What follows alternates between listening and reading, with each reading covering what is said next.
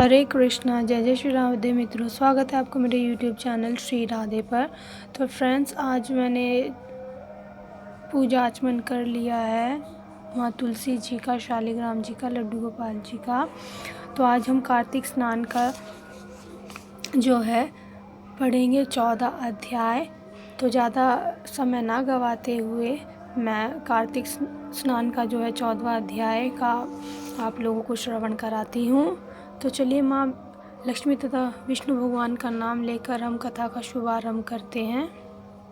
राजा पृथु कहने लगे कि हे नारद जी, आप सर्वज्ञ हैं, इसलिए संतान की वृद्धि करने वाला तथा सब प्रकार सुख देने वाला कोई व्रत कहिए। तब नारद जी ने कहे, राजन, इसके लिए मैं महाविद्या, महामाया, महामेघा, महास्मृति, महामोहा, महादेवी, महाईश्वरीय तथा सर्व ईश्वरी अहोई देवी का व्रत तुमसे कहता हूँ। राजा ने पूछा, महाराज, यह व्रत कब और कैसे किया जाता है? तब यह अहोई देवी कैसे उत्पन्न हुई? नारद जी कहने लगे, एक समय कलयुग में बड़ा भारी दुर्भिक्ष पड़ा तथा महामारी से बहुत ही अकाल मृत्यु हुई। तब सब लोग एकत्रित होकर उस विपत्ति के निवारण का उपाय सोचने लगे। अंत में निश्चय कर कार्तिक कृष्ण सप्तमी को सबने व्रत रखा। व्रत करते समय सायंकाल चामुंडा देवी हाथ में मुंड लिए प्रकट हुई और कहने लगी कि हम रुद्र सहित विहार करने के लिए यहाँ पर आ गए, परंतु सारे संसार में पाप छाया हुआ है। ब्राह्मण, वेदहीन, क्षत्रिय, असमर्थित तथा वैश्य और शूद्र धर्म रहित हो गए हैं। स्त्रियों ने प्रतिव्रत छोड़ दिया है, इसलिए सब लोग अहोई देवी का व्रत करो। कार्तिक कृष्ण सप्तमी तथा अष्टमी को बाल, वृद्ध और रोगियों को छोड़कर सबको यह व्रत करना चाहिए। सारे दिन भोजन न करके सायंकाल अहोई देवी जी मेरा ही नाम है पूजन करना चाहिए। अपने मकान को गोबर और मिट्टी से लीपे, द्वार पर 4 रंगों काला, पीला, हरा और लाल से मूर्ति बनावे, अच्छे सुंदर पकवान बनाकर मेरी पूजा करे।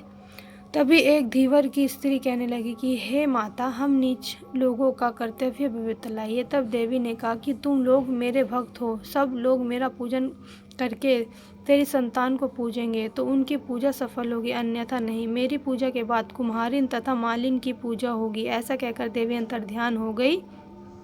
नारद जी कहने लगे कि हे राजन, इस प्रकार देवी के कथा अनुसार सबने व्रत और पूजन किया तो सबके संकट दूर हो गए, सारा संसार सुखी हो गया। राजा पृथु ने नारद जी से पूछा कि हे मुने, कार्तिक मास तथा एकादशी तिथि सबसे उत्तम क्यों मानी गई है? तब नारद जी कहने लगे, हे राजन, जो प्रश्न तुमने आज पूछा है वही प्रश्न एक समय श्री सत्यभामा ने भी किया था और कुछ उत्तर श्री कृष्ण ने सत्यभामा को दिया था, वही मैं तुमसे कहता हूँ। एक समय श्री सत्यभामा जी ने कृष्ण जी से पूछा कि भगवान, जब सभी मास और तिथियां बराबर है तब उनमें से कार्तिक मास व एकादशी तिथि उत्तम क्यों मानी गई है? तब श्री कृष्ण जी ने कहा, हे प्रिय, समुद्र का पुत्र शंख नाम वाले एक दैत्य था।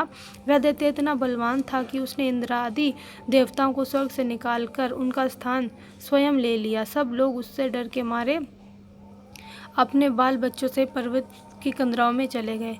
तब सब उस दैत्य ने सोचा कि मैंने देवताओं का स्थान तो ले लिया, लेकिन वे जीत नहीं गए हैं।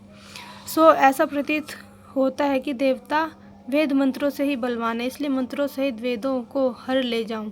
जब उसने ऐसा विचारा तो वेद डर के मारे समुद्र में चले गए। तब ब्रह्मादिक सब देवता संसार को वेदहीन समझकर भगवान विष्णु की शरण में गए। उनको जागाने के लिए गीत, वाद्य आदि क्रियाएं की।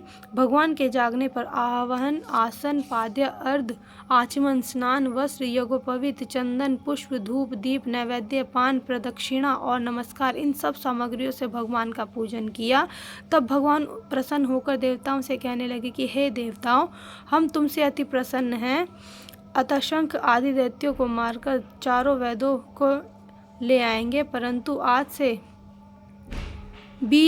आज से वैद बीज मंत्रों सहित कार्तिक मास में जल में रहेंगे। अतः कार्तिक मास में जो कोई जल में स्नान करेगा उसको यज्ञ के अंत में समान फल मिलेगा, उसके समस्त विघ्न दूर हो जाएंगे। आप लोगों ने क्योंकि एकादशी के दिन हमको जगाया है, अतः सब तिथियों में एकादशी अधिक मान्य होगी।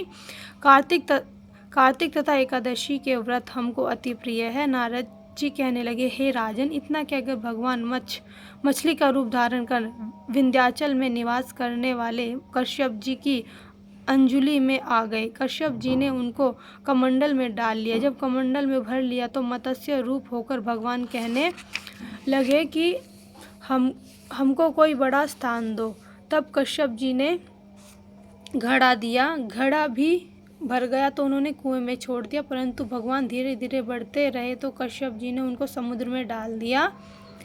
भगवान समुद्र में भी बढ़ने लगे। तब मत्स्य अवतार भगवान शंखासुर दैत्य को मारकर बद्रीनारायण में आश्रम पर आए। यहाँ आकर भगवान ने देवताओं से कहा कि हमने शंखासुर को मार दिया। साथ ही ऋषियों ने कहा कि आप लोग जाकर समुद्र में से वेदों को ढूंढ लाओ, तब तक हम देवताओं सहित प्रयाग में निवास करेंगे। तब ऋषियों ने वेदों के 6 अंगों छंद, व्याकरण, कोश, वैदिक, ज्योतिष और स्मृति सहित तपोबल द्वारा समुद्र में से ढूंढ निकाला। जिस वेद का जो भाग जिस ऋषि को मिला तब वह भाग उसी ऋषि का माना गया। फिर सब ऋषि इकट्ठे होकर देवताओं के पास आए। तत्पश्चात ब्रह्मादिक देवताओं ने यहाँ पर अश्वमेघ यज्ञ किया। तब से प्रयाग तीर्थराज कहा जाने लगा। यहाँ पर स्नान, दान, यज्ञादि करने से अनेक जन्मों के पाप नष्ट हो जाते हैं। इति कार्तिक माहात्म्य का 4था अध्याय समाप्त हुआ। तो फ्रेंड्स देखिए, ये था कार्तिक स्नान का 14 अध्याय जो आपने श्रवण किया है। तो अब हमने पूजा आचमन कर लिया, कथा का हमने श्रवण कर लिया है, और अब हम जो है तुलसी माँ की परिक्रमा करेंगे, सूर्य देव को अर्घ्य देंगे। इसके बाद हमारी पूजा जो है समाप्त हो जाएगी। तो आशा करती हूँ आपको वीडियो पसंद आई होगी। कथा का जो आपने श्रवण किया, आपको कार्तिक स्नान के बराबर ही इसका पुण्य फल प्राप्त हो। मैं भगवान विष्णु से, माँ लक्ष्मी से यही प्रार्थना करती हूँ, राधे कृष्णा से यही प्रार्थना करती हूँ, और आपको अच्छा स्वस्थ शरीर दे। तो चलिए मिलते हैं नेक्स्ट वीडियो में। तब तक के लिए हरे कृष्णा, जय जय श्री राधे।